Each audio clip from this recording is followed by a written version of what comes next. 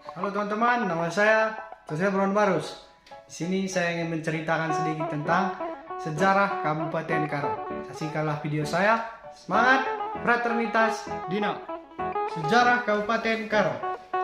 Tanah Karo terbentuk sebagai kabupaten daerah tingkat 2. Ini telah mengalami perubahan mulai dari zaman penjajahan Belanda, zaman penjajahan Jepang hingga zaman kemerdekaan.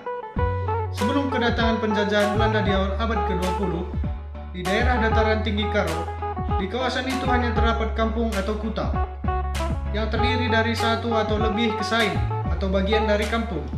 Tiap-tiap kesain diperintahkan oleh seorang penghulu.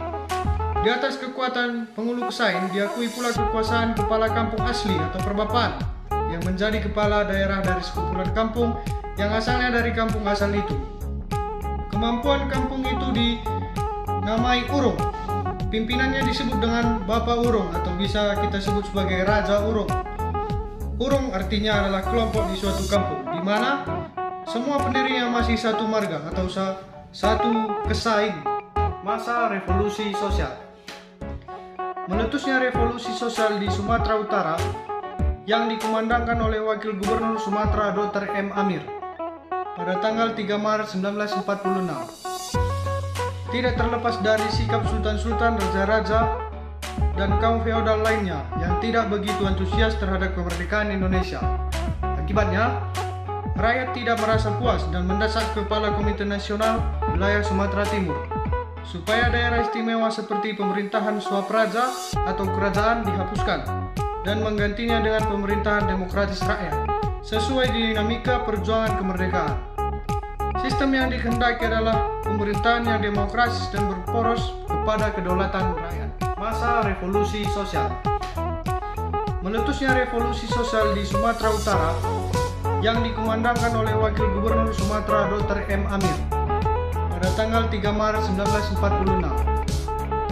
Tidak terlepas dari sikap sultan-sultan, raja-raja, dan kaum feodal lainnya yang tidak begitu antusias terhadap kemerdekaan Indonesia.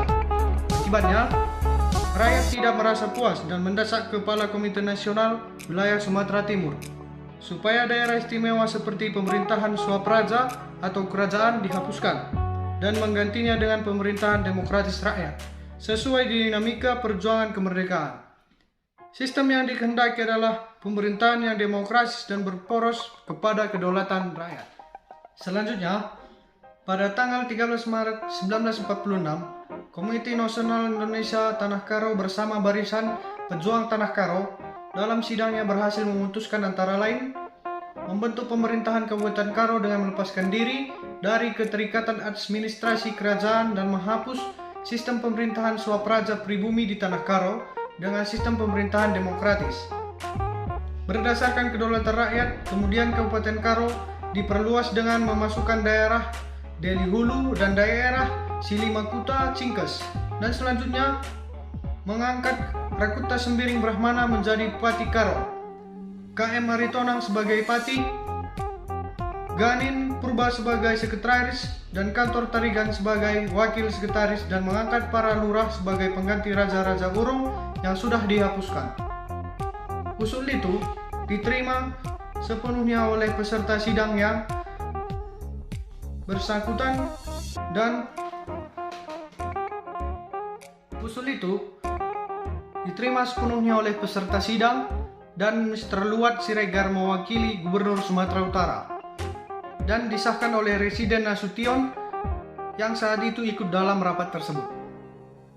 Dengan demikian, terbentuklah sudah Tanah Karo sebagai suatu daerah dan Rakuta Sembiring ditetapkan sebagai Bupati Karo yang pertama. Oke teman-teman, sekian video dari saya. Jika ada salah kata mohon dimaafkan. Tetap semangat, salam SFD. Semangat, fraternitas, Dina.